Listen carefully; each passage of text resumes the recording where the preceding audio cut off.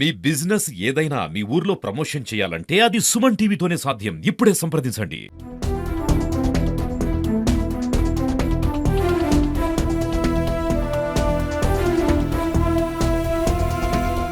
Welcome to Suman TV.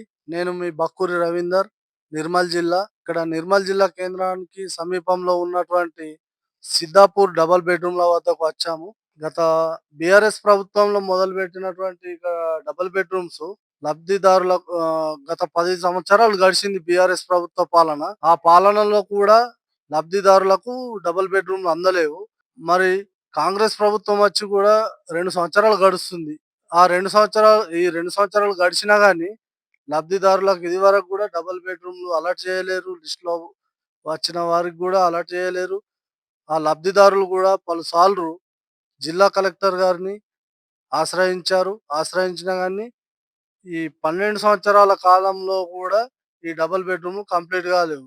మరి ఇవి ఎప్పుడు కంప్లీట్ అయితాయి? ఎప్పుడు కంప్లీట్ అయ్యి మరి ఆ లబ్ధిదారులకు చెందుతాయా? మరి ఇలాగే నిర్లక్ష్యంగా వదిలేస్తారా అనేది అధికారులు కొద్దిగా దృష్టి పెట్టాల్సి ఉంది.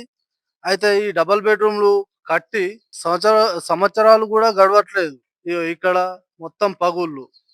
ఇగో ఇక్కడ చూడండి, మొత్తం పగుళ్ళు. ఇక్కడ చూసినట్లయితే మొత్తము ఇది నాసిరక కట్టడంగా గుర్తించవచ్చు. అయితే అధికారులు మరి ఇక్కడ వర్క్ జరిగినప్పుడు వచ్చి ఇన్స్‌పెక్షన్‌కచ్చి మరి ఏం జరుగుతుంది? నాసిరక కట్టడమా? ఎలాంటి కట్టడము అని కనీస పర్యవేక్షణ గూడా లేకుండా గాలికి వదిలేశారు. డబుల్ బెడ్‌రూమ్స్ కట్టి సంవత్సరాలు గడుస్తున్నాయి. కరెంట్లు గూడా ఫిట్ కాలేవు.